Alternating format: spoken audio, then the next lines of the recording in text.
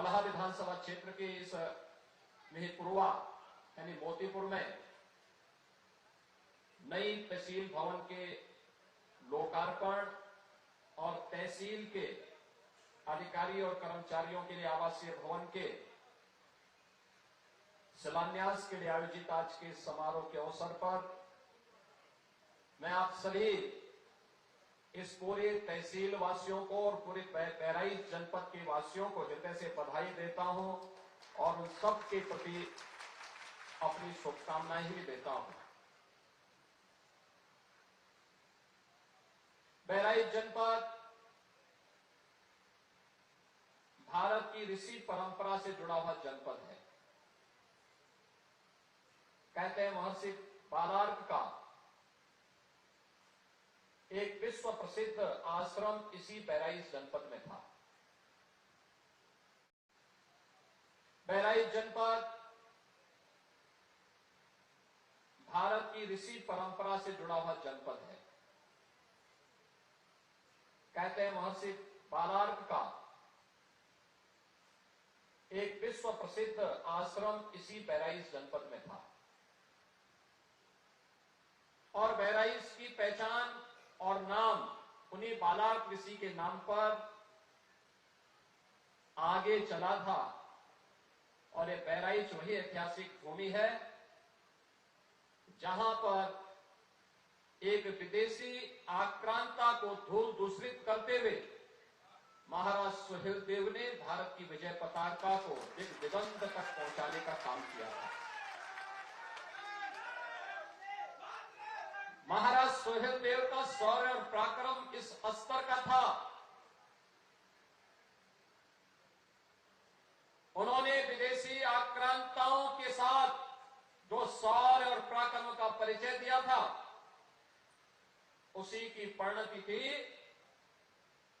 कि 150 वर्षों तक कोई विदेशी आक्रांता भारत पर हमला करने की कोई दुस्साहस नहीं कर पाया था। बहनों और भाइयों, ऐसी पावन धरा को जो ऋषि बालार्क की साधना से पवित्र हुई हो, जिस पावन धरा को अपने शौर्य और पराक्रम से महाराज सुहेलदेव ने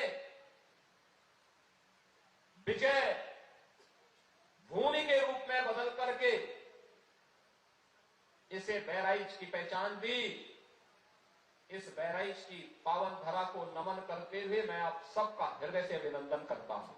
इस बहराइच की पावन धरा को नमन करते हुए मैं आप सबका हृदय से अभिनंदन करता हूं। बहराइच को उसकी पहचान से वंचित करने का प्रयास हुआ था और यही कारण था पिछली सरकारें घोषणा करती थी, घोषणा पे घोषणा करती थी, कार्य नहीं हो पाते थे। मिहिरपुरवा तहसील आज तक भवन नहीं, जबकि एक सामान्य नागरिक के लिए सबसे ज्यादा उसका कार्य पड़ता है तहसील से। भूमि संबंधी रिकॉर्ड हो, उसके पैमाइश की कार्रवाई हो, वरासत की कार्रवाई हो, नामांतरण हो, बंटवारे का कार्य हो या फिर लैंड यूज से जुड़ी हुई इस सभी मामलों का निस्तारण का केंद्र तो तहसील है। आपको अपने वरासत को आगे बढ़ाना हो, खेत के कागजात आपको चाहिए, उसका केंद्र तो तहसील है। जब तहसील की अपना भवन ही नहीं होगा, एक सामान्य न्याय को राजस्व बात से जुड़े हुए मामलों में क्या न्याय मिल पाएगा? बहनों और भाइयों, जब 2017 में भारतीय जनता पार्टी के डबल इंजन की सरकार प्रदेश में आई, उस समय 33 लाख से अधिक ऐसे मामले थे, राजस्ववाद थे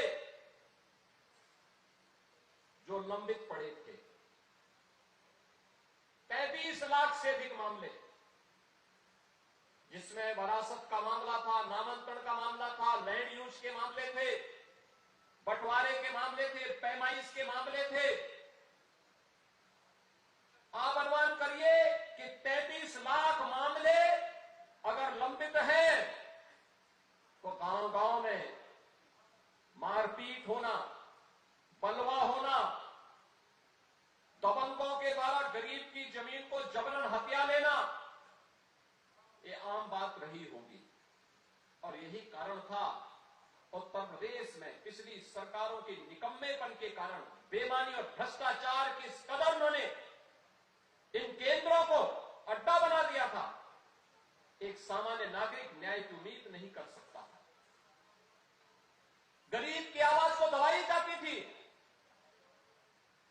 हम लोगों ने एक समय सीमा तय की, राजस्व संहिता तैयार करके सुनिश्चित किया कि एक समय सीमा के बाद अगर बात लंबित है तो जवाबदेही तय होगी। जिस स्तर पर लंबित है, एसडीएम के स्तर पर, तहसीलदार के स्तर पर, नायब तहसीलदार के स्तर पर, कानून विभाग के स्तर पर, लेखपाल के स्तर पर, जिस भी स्तर पर लंबित है उसके लिए जवाबदेही तय होगी। और परिणाम है कि हम लोगों ने इस दौरान 33 लाख मामलों का निस्तारण करके गरीब को न्याय दिलाने का काम किया है और उसके साथ सरकार खड़ी रही है। सरकार की कार्रवाई का परिणाम है कि एंटी भूमाफिया टास्क फोर्स के माध्यम से 64,000 एकड़ लैंड को अवैध कब्जे से मुक्त कराने का काम भी किया गया। आज उसमें प्रदेश में निवेश आ रहा है।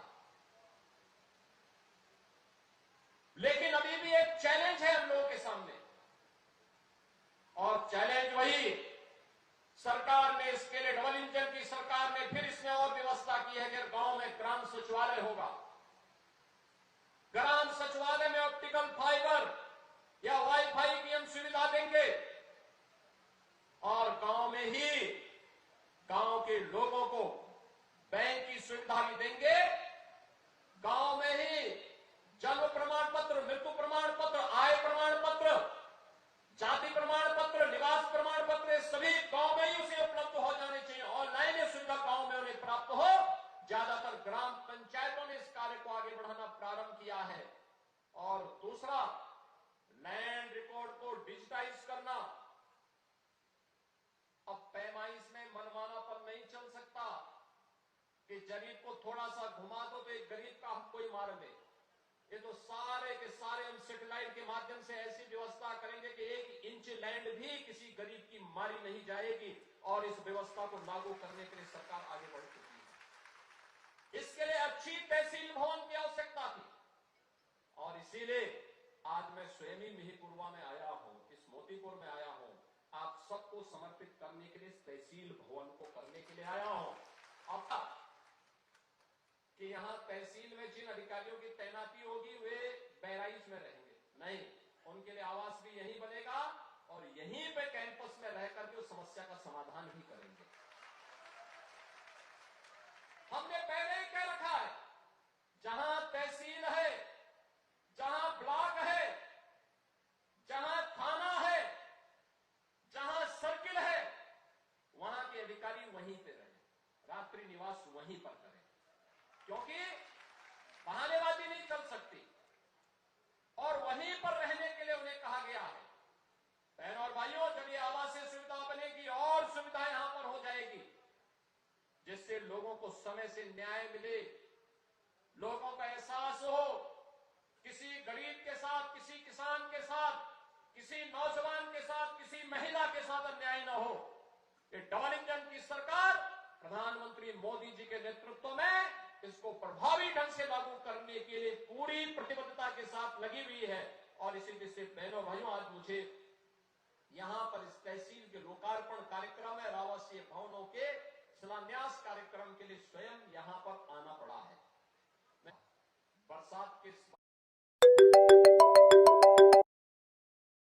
पिछले दिनों भी बहराइच आया था। बरसात के बाद जब यहां पे भेड़िया के आतंक से लोग परेशान थे और मैं देख करके औचक था। वो भेड़िया जो है यहां पे सामान्य दिनों में तो कोई नुकसान नहीं करता, लेकिन उस समय उसने अचानक यहां पर जनहानि करनी प्रारंभ कर दी थी। काफी बच्चों को उसने अपना शिकार बनाया था और अंततः पकड़ा गया। आखिर ये सब चीजें जो आ रही हैं, हम लोगों ने पहले ही मानव वन्य जीव संघर्ष को आपदा की श्रेणी में रख करके, यद्यपि किसी जनहानि की भरपाई नहीं हो सकती, लेकिन उस परिवार को मुआवजा मिल सके, मुआवजा देने के लिए ऐसे लोगों को हम लोगों ने पहले व्यवस्था कर दी है और वह 5 लाख रुपए का तत्काल उन लोगों को आपदा राहत कोष से धनराशि भी उपलब्ध करवाते हैं जो लोग मानव वन्य जीव संघर्ष के शिकार होते हैं। अनंत संभावनाओं को समेटे हुआ यह बहराइच जनपद घाघरा और सरयू नदी के तट पर स्थित है। खेती उपजाऊ है, अत्यंत उर्वरा भूमि है, पर्याप्त वन संपदा है।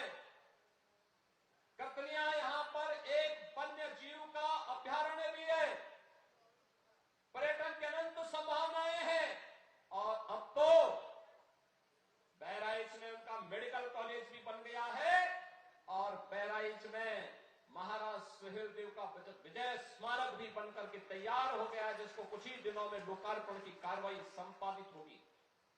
क्यों? ये वही जनपद है जो पहले अव्यवस्था और अराजकता का शिकार हुआ करता था। आज बहराइच में कोई अव्यवस्था नहीं फैला सकता, कोई नहीं फैला सकता।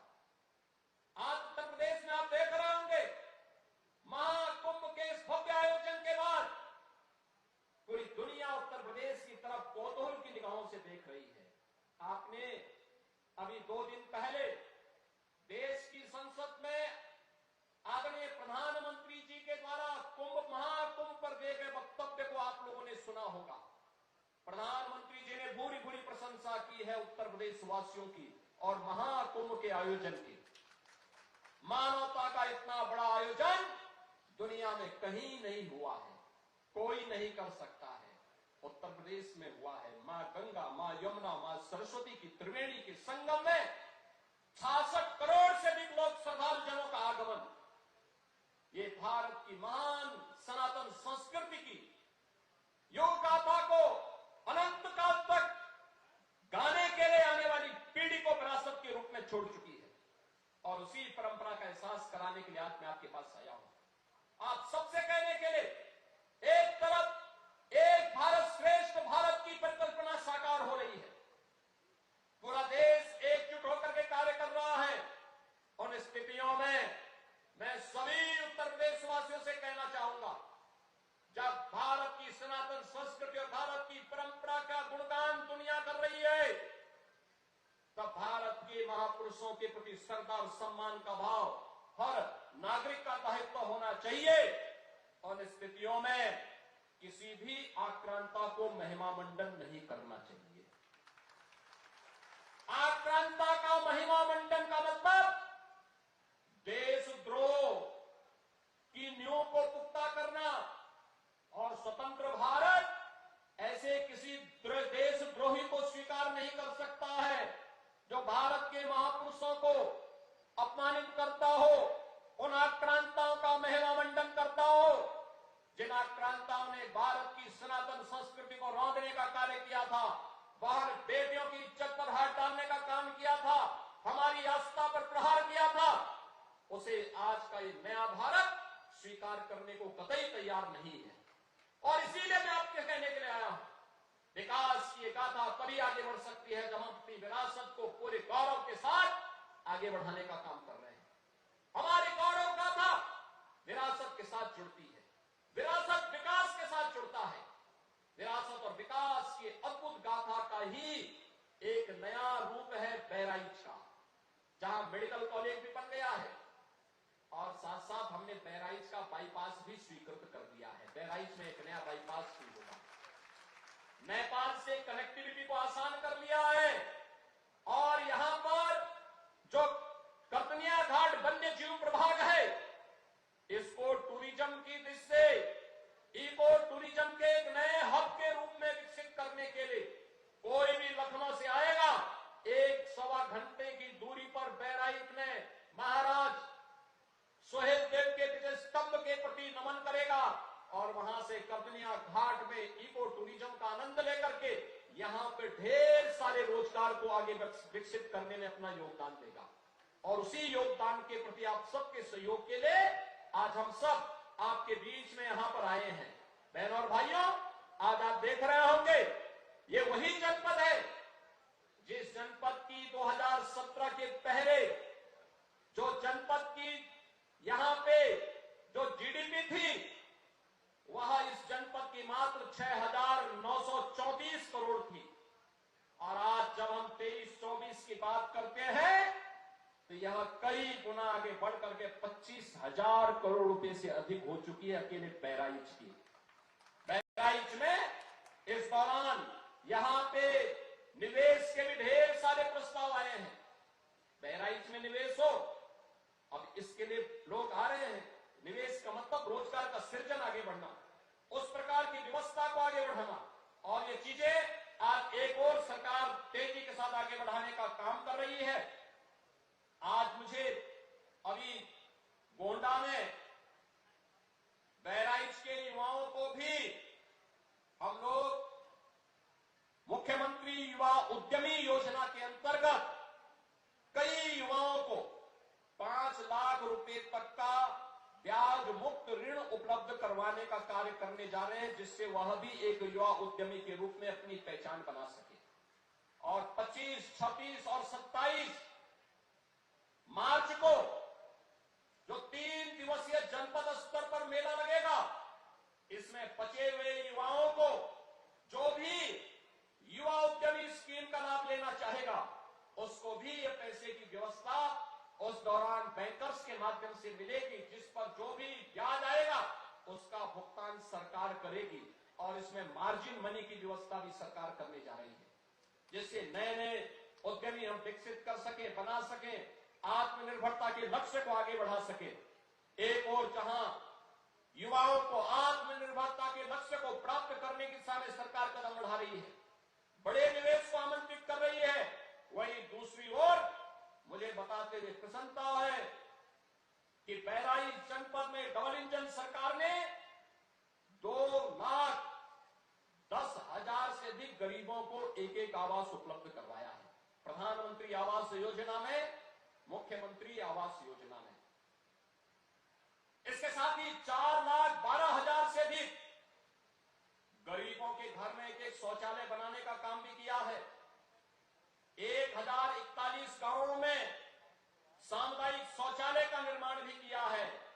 और पूरे प्रदेश में 1,04,00,000 से अधिक गरीबों को हम लोग 12,000 रुपए सालाना पेंशन की सुविधा दे रहे हैं।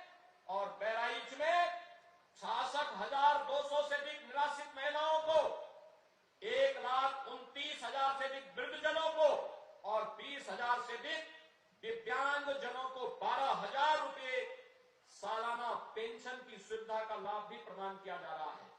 और मुझे बताते हुए प्रसन्नता है कि 52,800 से अधिक बेटियों को बहराइच में मुख्यमंत्री कन्या सुमंगला योजना का लाभ प्रदान किया जा रहा है। यानी बेटी के जन्म लेने से लेकर के बेटी के द्वारा स्नातक तक की पढ़ाई के लिए 25,000 रुपए सरकार उपलब्ध करवा रही है।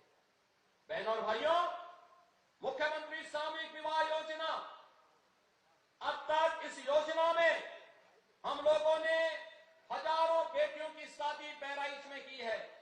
उत्तर प्रदेश में लगभग 4,57,000 से अधिक बेटियां इससे लाभान्वित हुई हैं। गरीब परिवार इससे लाभान्वित हुए हैं। हम अब तक राशि देते थे 51,000 और अब सरकार ने तय किया है 1 अप्रैल से जब नया वित्तीय वर्ष प्रारंभ होगा तो इस नए वित्तीय वर्ष में 51,000 की राशि को बढ़ा करके मुख्यमंत्री सामूहिक विवाह योजना में 1 लाख हम करने जा रहे हैं। बेटी की शादी के लिए सरकार 1 लाख रुपए की सहायता देने जा रही है। सरकार गरीब हो, किसान हो, नौजवान हो, महिला हो, समाज के हरेक तबके को बिना भेदभाव के शासन की योजना के साथ जोड़ना चाहती है। उसी प्रक्रिया का हिस्सा बनाने के लिए आज मैं आपके बीच यहां पर आया हूं। मैं आप सबसे यही कहूंगा याद रखना, विकास का कोई विकल्प नहीं हो सकता।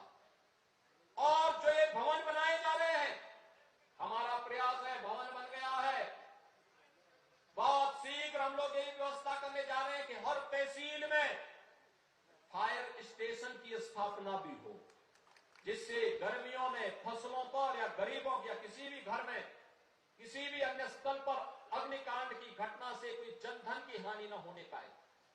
लगातार सरकार इस दिशा में प्रयास कर रही है। अच्छी कनेक्टिविटी हो, आवागमन आसान हो, सरकार इसके लिए पूरी प्रतिबद्धता के साथ कार्य कर रही है। और इसीलिए आज आपके बीच में मैं मेरे यहां पर आया हूं। मैं इस अवसर पर एक बार फिर से मीरपुरवा की इस नई तहसील भवन के लोकार्पण के अवसर पर आप सभी को बधाई देता हूं। पूरे बरहा विधानसभा क्षेत्र और बहराइच के वासियों को बधाई देता हूं। आप सबको मैं आगामी चैत्र नवरात्रि का कार्यक्रम प्रारंभ होने जा रहा है 30 मार्च से, नवरात्रि की भी और रामनवमी की भी हृदय से बधाई देते हुए अपनी शुभकामनाएं देता हूं और विश्वास करता हूं कि सुशासन और विकास की रफ्तार के साथ कदम से कदम मिलाकर के आप हमारे जनप्रतिनिधियों के साथ आगे बढ़ेंगे। आप सबके प्रति मेरी शुभकामनाएं। धन्यवाद। जय हिंद। NNY 24/7 न्यूज की खबरों से जुड़े रहने के लिए इन सोशल मीडिया प्लेटफॉर्मों से जुड़े और बने रहें NNY 24/7 न्यूज के साथ। NNY 24/7 news, the smart generation web and digital media.